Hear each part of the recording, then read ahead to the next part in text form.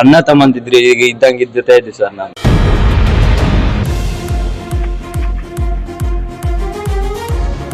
ಚಿಕ್ಕಬಳ್ಳಾಪುರ ತಾಲೂಕಿನ ಅಜ್ಜವಾರ ಗೇಟ್ ಬಳಿ ನಡೆದ ಭೀಕರ ರಸ್ತೆ ಅಪಘಾತದಲ್ಲಿ ಒಂದೇ ಗ್ರಾಮದ 4 ಯುವಕರು ಮೃತಪಟ್ಟಿರುವ ದಾರುಣ ಘಟನೆ ನಡೆದಿದೆ. ಟಿಪ್ಪರ್ ಲಾರಿ ಹಾಗೂ ಬೈಕ್ ನಡುವೆ ನಡೆದ ಈ ಅಪಘಾತದಲ್ಲಿ ಒಂದೇ ಕುಟುಂಬದ ಅಣ್ಣ ತಮ್ಮ ಸೇರಿದಂತೆ ಒಂದೇ ಗ್ರಾಮದ 4 ಯುವಕರು ಸಾವನ್ನಪ್ಪಿದ್ದು, ಗ್ರಾಮದಲ್ಲಿ ಕುಟುಂಬಸ್ಥರ ಆಕ್ರಂದನ ಮುಗಿಲು ಮುಟ್ಟಿದೆ. ನರಸಿಂಹಮೂರ್ತಿ, ನಂದೀಶ್, ಅರುಣ್, ಮನೋಜ್ ಮೃತ ದುರ್ದೈವಿಗಳು. ಇನ್ನು ಅಪಘಾತದ ಮಾಹಿತಿ ತಿಳಿಯುತ್ತಿದ್ದಂತೆ ಶಾಸಕ ಪ್ರದೀಪ್ ಈಶ್ವರ್ ಮೃತರ ಕುಟುಂಬಸ್ಥರನ್ನ ಭೇಟಿ ಮಾಡಿ ಸಂತಾಪ ವ್ಯಕ್ತಪಡಿಸಿದರು.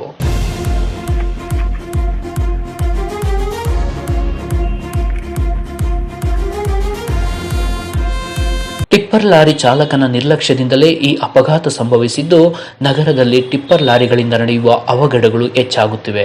ನಾನು ಟಿಪ್ಪರ್ ಲಾರಿಗಳ ವಿರುದ್ಧ ಧ್ವನಿ ಎತ್ತುತ್ತಲೇ ಬಂದಿದ್ದೇನೆ. ತಾಲೂಕು ಮಟ್ಟದ ಅಧಿಕಾರಿಗಳು ಟಿಪ್ಪರ್ ಲಾರಿಗಳಿಗೆ ಕಡಿವಾಣ ಹಾಕಲು ಯತ್ನಿಸಿದರೆ ಮೇಲಾಧಿಕಾರಿಗಳು ಅದಕ್ಕೆ ಅಡ್ಡಿಪಡಿಸುತ್ತಿದ್ದಾರೆ. ಈ ದುರ್ಘಟನೆ ತಿಳಿಯುತ್ತಿದ್ದಂತೆ ಕೂಡಲೇ ಅವರ ಕುಟುಂಬಸ್ಥರನ್ನ ಭೇಟಿ ಮಾಡಿ ಸಾಂತ್ವನ ತಿಳಿಸಿದ್ದೇನೆ. ಪ್ರತಿಯೊಬ್ಬರೂ ಹೆಲ್ಮೆಟ್ ಧರಿಸಿ ವಾಹನ ಚಲಾಯಿಸಿ ಎಂದು ಶಾಸಕ ಪ್ರದೀಪ್ ಈಶ್ವರ್ ತಿಳಿಸಿದರು. ನಮ್ಮ ಅಜ್ವಾರದ SC/ST ಸಮುದಾಯದ 4 ಜನ ಯುವಕರು, ಒಬ್ಬ ಹುಡುಗ ಮೊಬೈಲ್ ಶಾಪ್ ಅಲ್ಲಿ ಕೆಲಸ ಮಾಡ್ತಿದ್ದ, ಇನ್ನೊಂದು 2 ಹುಡುಗರು ಡೆಕೋರೇಷನ್ಗೆ ಹೋಗ್ತಿದ್ರು, ಒಬ್ಬ ಹುಡುಗ ಡಿಮಾರ್ಟ್ ಅಲ್ಲಿ ಕೆಲಸ ಮಾಡ್ತಿದ್ದ. ರಾತ್ರಿ ಸ್ನೇಹಿತರು ಕ್ರಿಸ್ಮಸ್ ಹಬ್ಬಕ್ಕೆ ಹೋಗಿ ಬರೋವಾಗ ಆ ಕಡೆಯಿಂದ ಶಿಡ್ಲಘಟ್ಟ ಕಡೆಯಿಂದ ಟಿಪ್ಪರ್ ತುಂಬಾ ಫಾಸ್ಟ್ ಆಗಿ ಬಂದಿದೆ. ಆ ಟಿಪ್ಪರ್ ನ ನಿರ್ಲಕ್ಷ್ಯದಿಂದ 4 ಜನ ಯುವಕರು ಪ್ರಾಣ ಕಳ್ಕೊಂಡಿದ್ದಾರೆ. ಸೊ ಈಗ ಅವ್ರ ಮನೆಗೆ ಹೋಗಿ ಸಾಂತ್ವನ ಹೇಳಲಾಯ್ತು.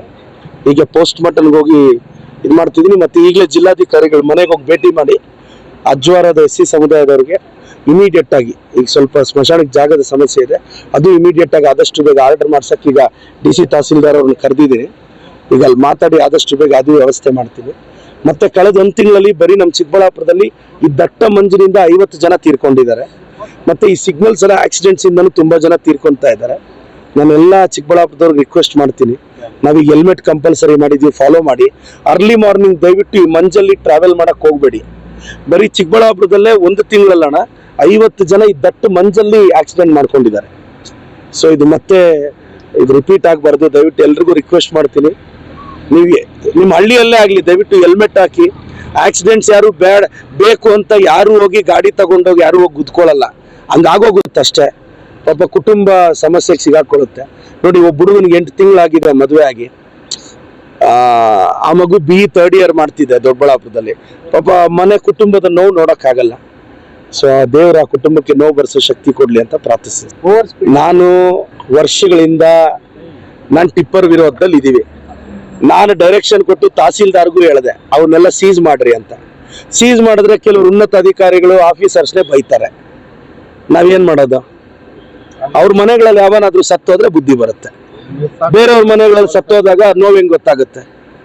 ನಾನು ಆಫೀಸರ್ಸ್ಗೆಲ್ಲ ಡೈರೆಕ್ಷನ್ ಕೊಟ್ಟು ಅವ್ರಿಗೆಲ್ಲ ಅಯೋಗ್ಯರಿಗೆ 20 ಬರಕ್ ಹೇಳ್ರಿ, ಸ್ಪೀಡ್ ಲಿಮಿಟ್ ಹಾಕ್ರಿ ಅಂದ್ರೆ ಅವ್ರಿಗೆ ಇಷ್ಟ ಬಂದಂಗೆ ಟಿಪ್ಪರ್ಗಳು. ಈಗ 4 ಕುಟುಂಬಗಳಿಗೆ ಯಾವನ್ ಆಗ್ತಾನೆ? ಹೈಯರ್ ಅಫಿಷಿಯಲ್ಸ್ ಬಾಯಿಗೆ ಬಂದಂಗೆ ಲೋಯರ್ ಅಫಿಷಿಯಲ್ಸ್ ನ ಬೈತಾರೆ. ಅವ್ರ ಮನೆಗಳಲ್ಲಿ ಯಾವನಾದ್ರೂ ಸತ್ತೋದ್ರೆ ಅವ್ರಿಗೆ ಬುದ್ಧಿ ಬರುತ್ತೆ. ಈಗ ಪಾಪ ತಾಲೂಕು ಆಫೀಸರ್ಸ್ ಟಿಪ್ಪರ್ಸ್ ಎಲ್ಲ ಹಿಡಿದು ಓವರ್ಲೋಡ್ ಬೇಡ್ರೋ, ಸ್ಪೀಡ್ ಲಿಮಿಟ್ ಬೇಡ್ರೋ ಅಂತ ಹಿಡಿದ್ರೆ ಈ ಹೈಯರ್ ಅಫಿಷಿಯಲ್ಸ್ ಮೀಟಿಂಗ್ಗಳಲ್ಲಿ ಲೋಯರ್ ಅಫಿಷಿಯಲ್ಸ್ ನ ಬೈತಾರೆ. ಅವ್ರ ಮನೆಗಳಲ್ಲಿ ಯಾವನಾದ್ರೂ ಸತ್ತೋದ್ರೆ ಬುದ್ಧಿ ಬರುತ್ತೆ ಅಷ್ಟೇ. ಅಲ್ಲಿವರೆಗೂ ಅವ್ರಿಗೆಲ್ಲ ಎಲ್ಲಿ ಬುದ್ಧಿ ಬರುತ್ತೆ? ನಾನ್ ತಾಲೂಕು ಆಡಳಿತದಿಂದ ನಾವು ಎಷ್ಟು ಟೈಟ್ ಮಾಡ್ತಿದೀವಿ. ಈಗ ಬ್ಯಾನರ್ ಇದು ಫ್ಲೆಕ್ಸ್ಗಳು ಬ್ಯಾನ್ ಮಾಡಿದ್ವಿ, ಹೆಲ್ಮೆಟ್ ಕಂಪಲ್ಸರಿ. ರಾಜ್ಯದಲ್ಲಿ ಎಲ್ಲೂ ಇಲ್ಲ. ನಾನು ಯಾಕೆ ಹೆಲ್ಮೆಟ್ ಹಾಕಿ ಕಂಪಲ್ಸರಿ ಮಾಡಿಸ್ತಿದ್ದೀನಿ? ಯಾರಿಗೂ ಸಮಸ್ಯೆ ಆಗಬಾರ್ದು ಅಂತ ಅಲ್ವಾ? ಈಗ ಅದೇ ಪಾಪ 4 ಹುಡುಗರು ಹೆಲ್ಮೆಟ್ ಹಾಕಿದ್ರೆ ಅಯ್ಯಮ್ಮ 2 ಮಕ್ಕಳನ್ನ ಕಳ್ಕೊಂಡ್ರಲ್ಲಣ್ಣ, ಅಯ್ಯಮ್ಮ ಹೇಳ್ತಿದ್ರು, ಸ್ವಾಮಿ ಒಬ್ಬ ಮಗ ಬದುಕಿದ್ರು ನಾನು ಜೀವನ ಮಾಡ್ತಿದ್ದೆ ಅಂತ. ಸೊ ಇವೆಲ್ಲ ನೋವಾದಾಗೆ ಗೊತ್ತಾಗುತ್ತೆ. ಬಟ್ ನಾನಂತೂ ತಾಲೂಕು ಆಡಳಿತಕ್ಕೆ ಕಟ್ಟುನಿಟ್ಟಿನ ನಿರ್ದೇಶನ ಕೊಟ್ಟಿದ್ದೀನಿ. ಪಾಪ ತಾಲೂಕು ಅಧಿಕಾರಿಗಳು ಫಾಲೋ ಮಾಡ್ತಾರೆ. ಒಟ್ಟಾರೆ ಚಿಕ್ಕಬಳ್ಳಾಪುರ ಜಿಲ್ಲೆಯಾದ್ಯಂತ ಟಿಪ್ಪರ್ ಲಾರಿಗಳ ನಿರ್ಲಕ್ಷ್ಯಕ್ಕೆ ಪ್ರತಿನಿತ್ಯ ಒಂದಲ್ಲ ಒಂದು ಅವಘಡಗಳು ಸಂಭವಿಸುತ್ತಲೇ ಇದ್ದು, ಇನ್ನು ಮುಂದಾದರೂ ಇಂತಹ ಅನಾಹುತಗಳಿಗೆ ಕಡಿವಾಣ ಬೀಳಲಿದೆಯಾ ಎಂಬುದನ್ನು ಕಾದು ನೋಡಬೇಕಿದೆ.